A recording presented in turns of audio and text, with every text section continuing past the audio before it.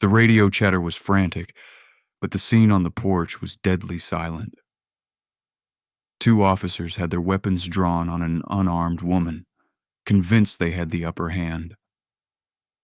They thought they were arresting a trespasser. They didn't know they were threatening a retired Tier 1 operator on her own property. And they certainly didn't know what was waiting behind the thin mesh of the screen door. Two shadows that didn't just bite, but executed military-grade takedowns. When the command was whispered, the hunters instantly became the hunted. This isn't just a story of profiling.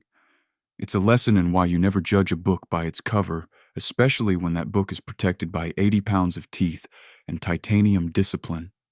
The subdivision of Oak Haven, located just outside the sprawling metro area of Charlotte, North Carolina, was the kind of place where law enforcement was taken as seriously as law enforcement. It was a grid of manicured fescue, 3-car garages, and silence. For Riley Kane, it was supposed to be the finish line. After 22 years in the U.S. Army, 18 of them spent in the 75th Ranger Regiment, and later working directly with JSOC as a Master K9 handler, Riley was tired. Her knees clicked when it rained. Her lower back was a topographic map of scar tissue, and her hearing was permanently dialed down due to years of rotor wash and flashbangs. She had purchased the sprawling brick colonial on Elm Street with a VA loan and the significant savings she'd amassed while deployed in places the government wouldn't officially acknowledge. It was a Tuesday afternoon in October. The air was crisp, carrying the scent of burning leaves. Riley was in her driveway, dressed in stained gray sweatpants and an oversized hoodie that swallowed her athletic, albeit battered frame. She was power washing the driveway, blasting away years of grime from the previous owner. To the casual observer, she looked like a laborer. To Beatrice Lang, the self-appointed head of the Homeowners Association living directly across the street, Riley looked like a threat. Beatrice stood by her bay window, peeling back the sheer curtains just enough to peer through without being seen. She had watched the moving truck leave days ago. She had seen the large crates being carried in, crates that looked too industrial for furniture, and now she saw a black woman operating heavy machinery on the property without a homeowner in sight. "It's ridiculous," Beatrice muttered to herself, reaching for her landline. She dialed the non-emergency line for the sheriff's department, a number she had memorized better than her own children's birthdays. "Sheriff's Department, dispatch," a voice crackled. "Yes, hello. This is Mrs. Lang from Oak Haven," Beatrice said, her voice dripping with practiced concern. "I'm calling because there is a suspicious individual at 405 Elm. The house was just sold, but the owners aren't there. There's a woman, African American, disheveled, messing with the property. She looks like she's trying to strip the fixtures, or maybe she's squatting. She has aggressive equipment." "She acting violently, ma'am?" "She's holding a high-pressure cannon," Beatrice exaggerated, watching Riley spray a particularly stubborn oil stain. "And she looks menacing. I'm afraid for my safety. Please send a unit immediately." Riley, unaware of the eyes boring into her back, turned off the washer. She wiped sweat from her forehead with a gloved hand. She looked toward the front door of her house. Inside, the house was empty of furniture except for a sleeping bag and 2 massive crates in the living room. Lying inside those crates with the doors unlatched were Ragnar and Ghost. Ragnar was a dark sable Belgian Malinois, a retired multi-purpose canine who had 2 confirmed saves in Kandahar. Ghost was a Dutch shepherd, slightly leaner but faster, trained for perimeter defense and silent tracking. They weren't pets. They were Riley's soulmates, her partners, and the only reason she had made it home alive. They were currently napping, exhausted from the move, but their ears twitched every time gravel crunched outside. Riley walked to the porch to grab a bottle of water.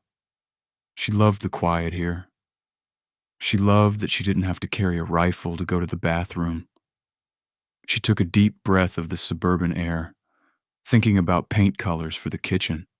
She didn't hear the siren until it was already turning onto her street. She didn't think much of it.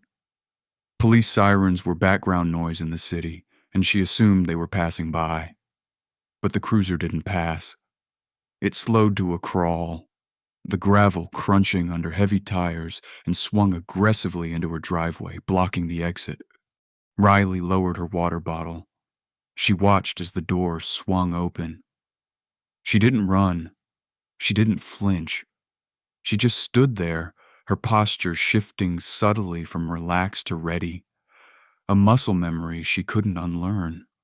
The officer who stepped out was a man Riley would later learn was Deputy Clint Hargrave. He was a wall of a man, not in a muscular way, but in a heavy, doughy way that suggested a diet of fast food and a reliance on intimidation tactics. He adjusted his duty belt, his hand resting casually, too casually, on the grip of his service weapon. From the passenger side emerged a younger officer, Deputy Finn Riley. He looked nervous, his eyes darting between Hargrave and Riley. He was the rookie, the audience Hargrave needed to perform for. "Kill the machine!" Hargrave shouted, walking up the driveway. The pressure washer was already off. Riley looked at him, her face impassive. "It's off, officer. Can I help you?" "Step away from the garage, hands where I can see them," Hargrave barked, closing the distance rapidly. He didn't introduce himself. He didn't ask her name. He just issued commands. Riley didn't move. She kept her hands visible, hanging loosely by her sides. "I live here," she said, her voice calm, possessing the flat affect of someone who had interrogated insurgents and negotiated with warlords. "I'm cleaning my driveway. What is the problem?" "I said step away from the garage," Hargrave yelled, unholstering his taser but keeping his other hand near his gun. "We have a report of a break-in and a squatter on the premises. You fit the description." "A squatter?" Riley raised an eyebrow. "I bought this house days ago. My ID is inside on the kitchen counter. If you let me—" "You're not going inside." Hargrave cut her off, stepping onto the grass. He was 20 feet away now. "You're going to turn around, place your hands on your head, and get on your knees. Now." "Officer," Riley said, her voice dropping an octave, becoming harder, the voice she used to control raid teams.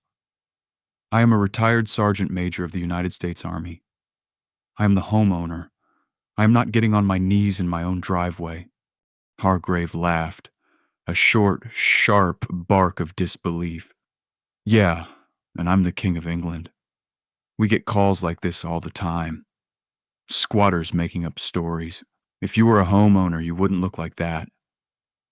He gestured vaguely at her dirty clothes. "Last warning, knees or I light you up." Riley, the rookie, stepped forward tentatively. "Hargrave, maybe check her ID. She sounds specific." "Shut up, Riley." Hargrave snapped without looking back. "She's stalling. They always stall." Hargrave advanced. He was now 10 feet away. Inside the house, deep within the empty living room, Ragnar's eyes snapped open. The tone of the voices outside had changed. It wasn't the mailman. It wasn't the wind. It was aggression. A low growl started in his chest, vibrating through the floorboards. Ghost stood up silently, his ears pinned back, moving toward the screen door. Riley saw the movement in the window. She saw the silhouette of Ghost's ears. She knew she had to de-escalate this immediately, or things would get bloody. But Hargrave wasn't interested in talking. "I'm asking you to lower your weapon," Riley said, keeping her eyes locked on Hargrave's. "I'm unarmed. There's no threat here unless you create one." "You are refusing a lawful order," Hargrave screamed, his face flushing red. The ego bruise was hurting him more than the potential threat. He rushed forward, closing the gap to grab her arm. Riley didn't strike him. She simply shifted her weight. When Hargrave reached for her wrist to twist it into a control hold, she rotated her arm, broke his grip with a simple leverage mechanic, and stepped to the side. Hargrave stumbled past her, his momentum carrying him toward the porch stairs. He spun around, furious. He dropped the taser and drew his firearm. "Gun!" Someone screamed from the front of the store. Panic erupted. "Get down on the ground, or I will shoot you where you stand," Hargrave shrieked, spit flying from his lips. The air in the neighborhood seemed to vanish. Beatrice Lang, watching from across the street, gasped and covered her mouth. This wasn't what she wanted. Or was it? Riley looked at the barrel of the gun. She calculated the trajectory. She calculated the time it would take to disarm him versus the likelihood of the rookie shooting her in panic. The odds weren't good. She slowly raised her hands, but as she did, she whistled. It wasn't a loud whistle. It was a sharp two-note chirp, a sound that didn't mean attack. It meant front. Don't move. Hargrave's finger tightened on the trigger. "I'm not moving," Riley said softly. "But they are." Crash. The screen door didn't open. It exploded outward. The flimsy aluminum frame was torn from its hinges as 85 pounds of Belgian Malinois hit the porch like a missile. Ragnar landed on the wood, claws digging in for traction, his teeth bared in a snarl that exposed gum and fury. Ghost was a split second behind him, vaulting over the railing to flank the officers on the left. They didn't attack. They didn't bite. They froze. Ragnar stood directly in front of Riley, shielding her body with his own. He was a statue of coiled muscle, his eyes locked on Hargrave's gun hand. A low, mechanical growl emanated from him, loud enough to be felt in the officers' chests. Ghost stood to the side, watching Riley, his body low, ready to spring if the rookie twitched. Hargrave froze. The sight of the dogs. These weren't house pets. They were scarred, thick-necked, and moved with a terrifying precision, shocked his brain into a pause. "Call them off!" Hargrave shrieked, his voice cracking. He waved the gun erratically between Riley and Ragnar. "I'll kill the dog. I swear to God I'll kill it. If you fire that weapon," Riley said, her voice ice-cold, "you will miss the dog. He is faster than your trigger finger, and by the time you realize you missed, the other one will have severed your femoral artery."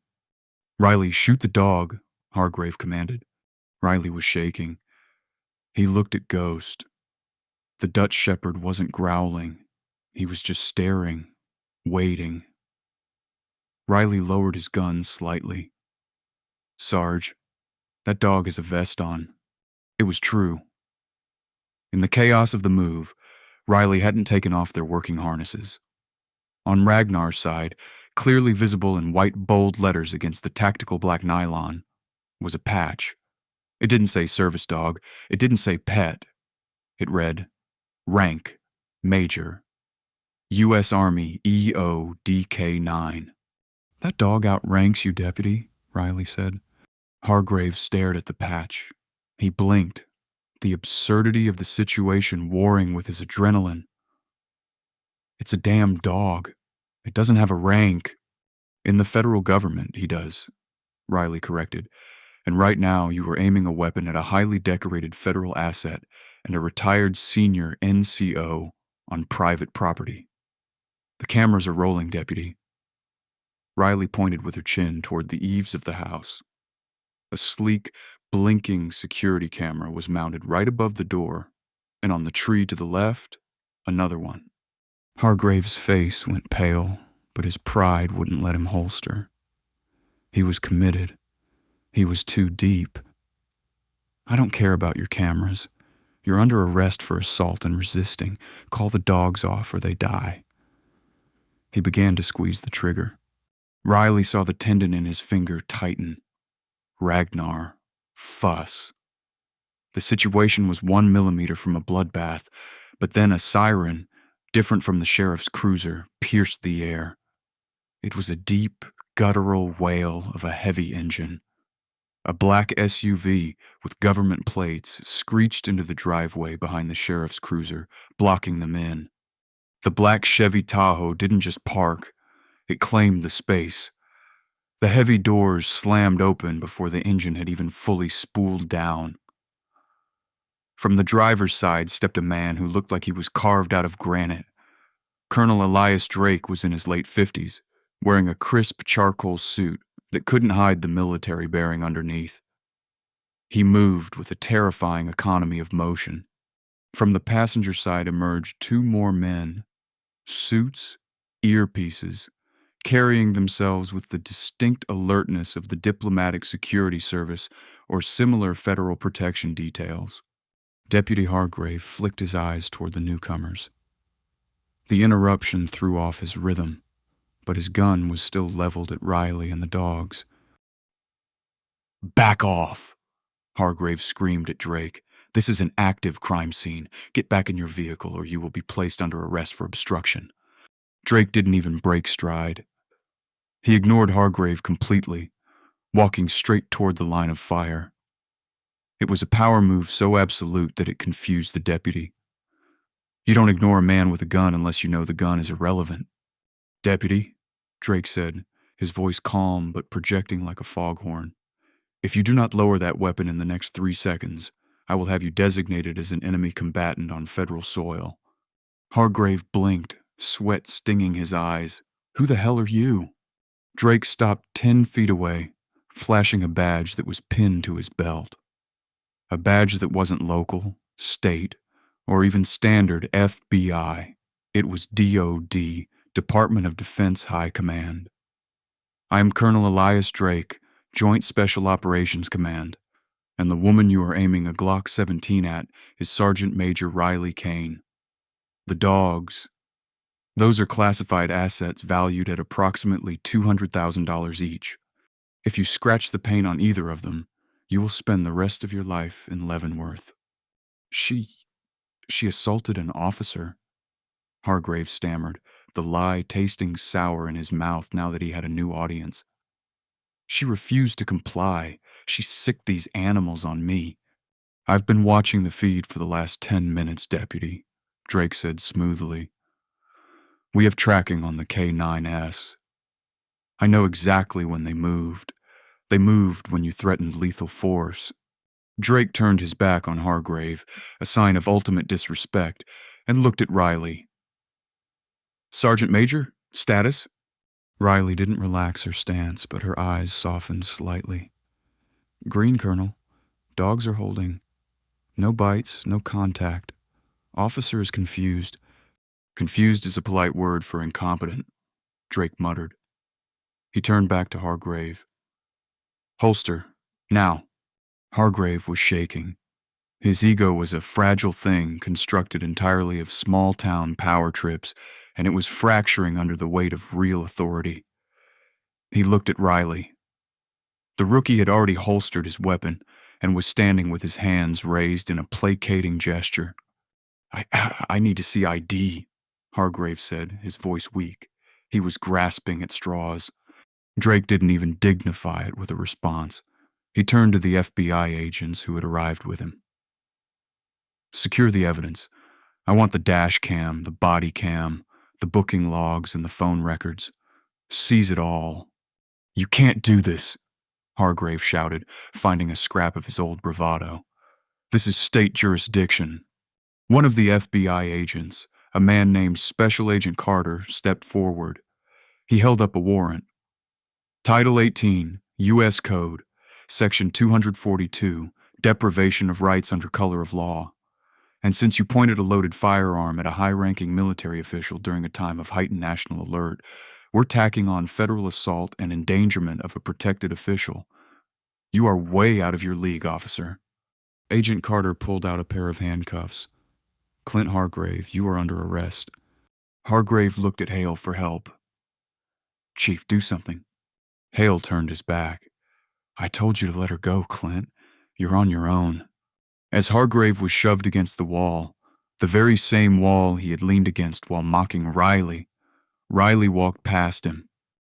Colonel, Riley said, I need my clothes. Yes, Sergeant Major. We have a change of uniform in the SUV. Riley stopped and looked at Hargrave, whose face was pressed against the drywall. Officer Hargrave, Riley said quietly. You asked me if I thought I could bench press my way out of this. No. I prefer to use the weight of the law. It's much heavier. Hargrave was hauled away, kicking and screaming out the front door into the view of the gathering crowd and the news cameras that had just arrived. The hard karma had just begun. But the twists were far from over. Hargrave thought he was just going to jail. He didn't know that his past was about to be dug up skeleton by skeleton. The downfall of Clint Hargrave did not happen all at once.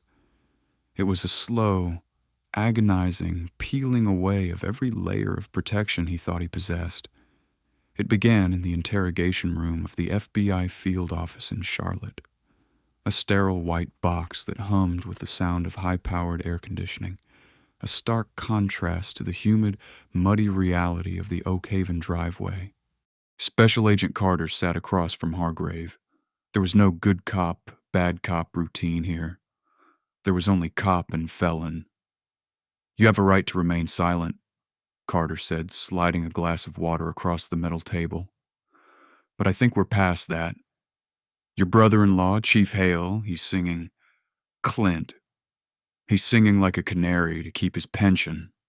Hargrave, stripped of his uniform and wearing federal detention gray, looked smaller. The ruddy complexion was gone, replaced by a pasty, clammy sweat. Hale is a liar. He approved every stop I made. He says you kept a personal log, Carter said, tapping a manila folder. He says you kept trophies in a lockbox at your hunting cabin. We have a search warrant for that cabin executing right now. Hargrave flinched. It was a microscopic movement, a twitch of the left eye. But to a trained investigator like Carter, it was a confession. The hard karma wasn't just about the general anymore. The investigation into the assault on Riley Kane had opened a Pandora's box. When the FBI seized the servers at the Redwood Creek precinct, they didn't just find the deleted footage of the driveway encounter. They found a pattern. For years, Hargrave had been terrorizing the minority population of the county, but he had been careful. He targeted people who wouldn't fight back. Undocumented immigrants, teenagers with records, the poor. He thought he was hunting sheep. He never imagined he would wake up a sleeping dragon. Back in Oak Haven, the town was in turmoil. The news vans were parked 3 deep along Main Street. Reporters from CNN, Fox, and MSNBC were doing stand-ups in front of the diner, interviewing locals. The narrative was shifting rapidly. At first, some locals tried to defend Hargrave as tough on crime, but then the videos started leaking. A brave young IT specialist named Kyle, who had worked at the station and been fired by Hargrave for insubordination, had kept backups. He contacted Colonel Drake's legal team. On the 3rd day of the investigation, the story took a darker twist. Riley Kane sat in a temporary command post set up in a hotel conference room. She was looking at a laptop screen, her face grim. Beside her was Lena, her hand resting on her shoulder. You need to see this, Sergeant Major, said the lawyer, a sharp-witted woman named Beatrice Cole. She played a video file. It was dashcam footage from years prior. It showed a rainy night on a back road. Hargrave's cruiser was pulled over behind a beat-up sedan. A young man was on his knees in the mud, much like Riley had been. The man was pleading. Please, officer, I'm just going to my night shift at the plant. I didn't run that stop sign. You look like you match a description. Hargrave's voice sneered from off camera. Then the video glitched. 5 minutes of footage were missing. When it resumed, The young man was unconscious in the back of the cruiser, his face swollen. The official report said the man had fallen while running away. That man, Beatrice said, pointing to the screen, was named Leo King. He died in custody 2 days later from a cerebral hemorrhage. The coroner ruled it accidental. The coroner is also Chief Hale's cousin. Riley closed her eyes. She felt a rage that burned hotter than the anger she felt for her own mistreatment. He killed him. He beat that boy to death and covered it up. We think so, Beatrice said, but we need proof. We need the missing 5 minutes. The trophy box, Riley said, opening her eyes. The agent said he kept trophies. 2 hours later, Agent Carter called. They had found the box under the floorboards of Hargrave's hunting cabin. Inside, they found driver's licenses of victims, jewelry, and, in a twist that sickened even the hardened agents, SD cards. Hargrave had recorded them. He had recorded the beatings on his personal body cam, the one he wasn't supposed to wear to re-watch later. He was not just a racist cop. He was a sadist, and he had kept the evidence of his own murder. The charge against Clint Hargrave was upgraded. It was no longer just assault on a federal officer. It was deprivation of rights under color of law resulting in death. It was a capital offense. The twisting knife of karma had found its mark. Hargrave had pointed a gun at Riley to humiliate her, to feel powerful. Instead, that act had shone a spotlight so bright it illuminated the skeletons he had buried years ago. If he had just let the power washing proceed, he would have retired with a pension. Now he was looking at the needle. The trial of the United States versus Clint Hargrave did not take place in Redwood Creek. The venue was moved to the federal courthouse in Charlotte to ensure an impartial jury, though finding anyone who hadn't seen the viral video of the retired operator and her military dogs was nearly impossible. The courtroom was packed. The gallery was a sea of military uniforms, soldiers from Riley's command who had taken leave to sit in silent support, and the families of Hargrave's previous victims finally seeing a glimmer of hope. The prosecutor was a man named Thomas Wright, a legendary figure in the Department of Justice known as the Shark. He didn't pace. He stalked. Hargrave sat at the defense table looking like a ghost. He had lost 30 pounds. His wife had filed for divorce the day the Leo King tape was played on national television. She had taken the kids and moved to Montana. He was alone. His defense attorney, a court-appointed lawyer named Samuel Reed, looked exhausted. He knew he was fighting a losing battle. His only strategy was to plead for life in prison over the death penalty, painting Hargrave as a man under extreme stress, suffering from undiagnosed PTSD. Just PTSD? Wright mocked during his opening statement. PTSD from what? From terrorizing a retired veteran? From beating a factory worker to death? No, ladies and gentlemen, Clint Hargrave does not suffer from stress.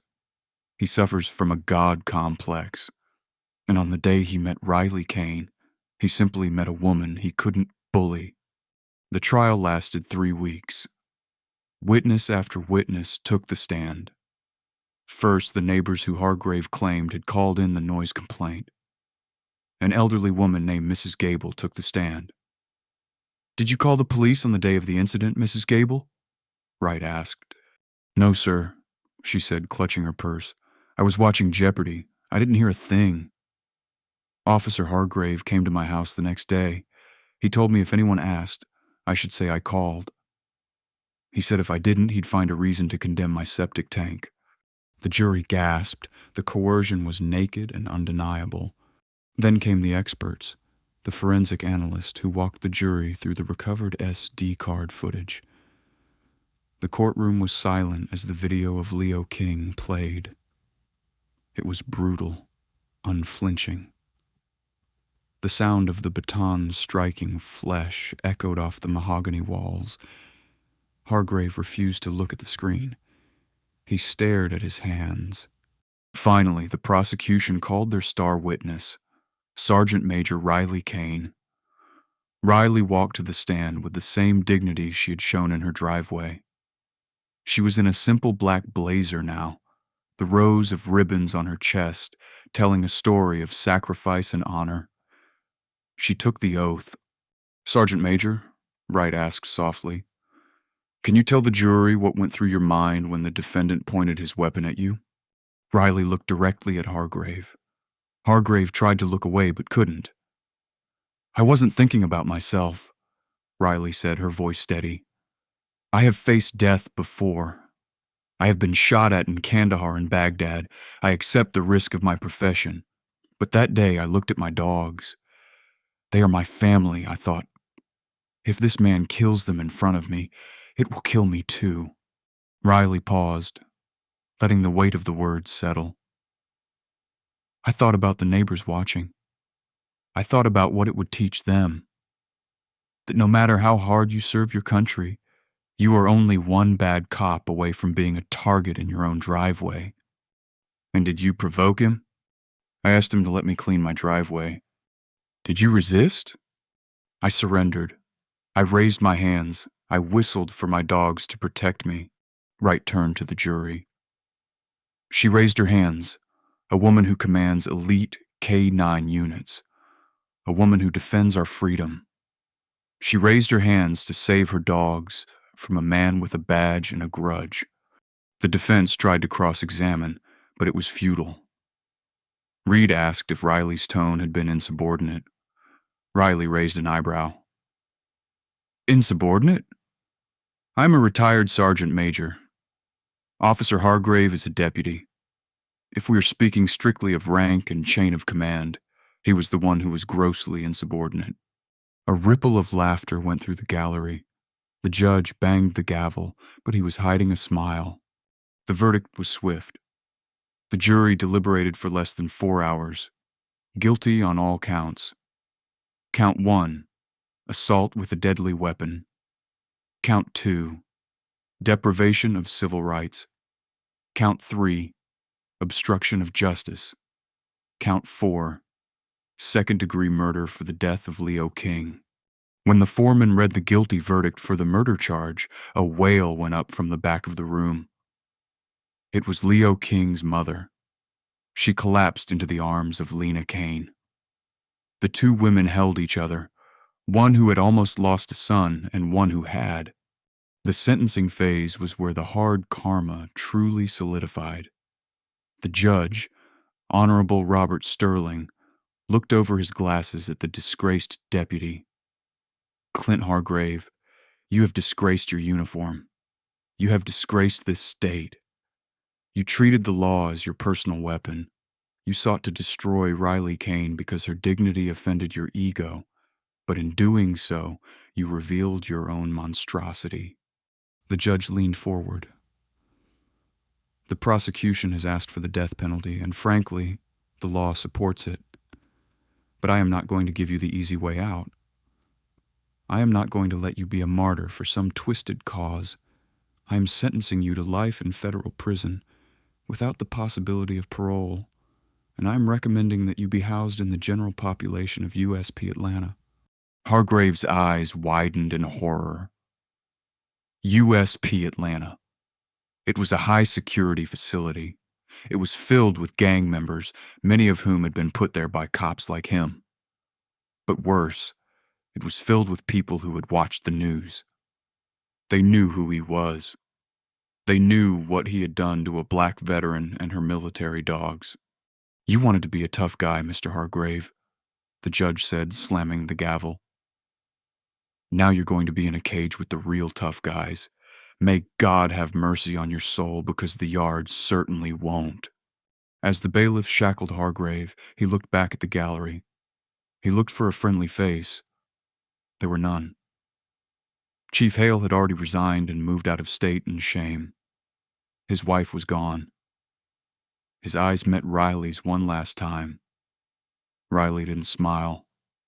She didn't gloat. She simply nodded, a slow, solemn acknowledgement that the balance had been restored. She stood up, adjusted her blazer, and turned her back on Clint Hargrave forever. Time moves differently in two places, inside a prison cell and at the graveside of a loved one. For Clint Hargrave, time had become a suffocating blanket of gray. He was housed in USP Atlanta, just as the judge had recommended. He wasn't in general population immediately. The warden knew that a cop in gin pop was a death sentence, and the state needed him alive to testify in the ongoing corruption trials against other officers. So Hargrave lived in administrative segregation, 23 hours a day in a concrete box the size of a parking space. He had no window. He had no badge. He had no name. Only a number. 89402-0019. The hard karma wasn't violent in the way he had expected. It was psychological. It was the crushing realization that the world had moved on without him, and worse, that the world was better without him. Every time his lawyer visited, which was rare as the money had run out, Hargrave would ask about the town. "How's Redwood Creek? Bet it's going to hell without me keeping the peace." The lawyer would just shake his head. "Crime is down 40%, Clint. The new chief, a woman named Chief Patterson, implemented community policing. People actually talk to the cops now. They aren't scared." That hurt more than a beating. The realization that he wasn't the dam holding back the flood. He was the pollution poisoning the water. Meanwhile, on the outside, the Kane King Act was winding its way through the state legislature. Named after Sergeant Major Riley Kane and the late Leo King, the bill mandated body cameras for all rural officers, with footage uploaded directly to an independent state server that local chiefs couldn't delete. It was a massive victory for civil rights, born from the tragedy of a driveway and the bravery of a veteran. 5 years after that rainy day in the driveway, Sergeant Major Riley Kane retired from consulting. The ceremony was small, held at the local VFW hall. There were flags, a few speeches by local officials. But Riley's mind wasn't on the pomp. She was thinking about a promise she had made. The day after her retirement, Riley drove back to Oak Haven. She wasn't in a rush this time. She drove her own truck, wearing jeans and a hoodie. She looked like any other woman, not a titan of the military. She pulled up to her house on Elm Street. It wasn't raining this time. The North Carolina sun was golden and warm. Riley walked to her front porch. The garden she had planted years ago was blooming. The dogs, Ragnar and Ghost, now older but still sharp, trotted beside her. She sat on the swing, the same swing where she had once stood facing a gun. She took a deep breath of the suburban air. Across the street, the house that had once belonged to Beatrice Lang was now owned by a young family. The curtains were open, and laughter spilled out from the windows. The neighborhood had healed. Riley looked down at her dogs. They pressed against her legs, their eyes calm. She had won the war, and she hadn't fired a single shot. The story of Riley Kane is a terrifying example of how quickly prejudice can escalate into life-threatening danger. But it's also a triumphant story of composure, tactical intelligence, and the ultimate hard karma. Riley didn't just win a fight. She dismantled a corrupt system from the inside out. She proved that true authority doesn't come from a badge on your chest or a title on an HOA board. It comes from integrity, discipline, and the truth. Clint Hargrave lost his freedom because he couldn't check his ego. Beatrice Lang lost her home because she couldn't check her bias. And Riley, she didn't just keep her house. She built a community. It's a lesson for all of us. When you judge a book by its cover, you might just find out that the book is written in a language you don't understand, by an author who can end your career with a single phone call. What do you think? Was Hargrave's sentence enough, or should he have gotten more time for threatening a veteran and her K9S? And what about Beatrice? Did the financial ruin fit the crime, or was it too harsh? Let me know your thoughts in the comments below. If you loved this story of military justice and instant karma, please smash that like button. It really helps the channel grow. Make sure to subscribe and click the notification bell so you never miss a new episode. Thanks for watching, and remember, treat everyone with respect because you never know who is watching or what they have protecting them.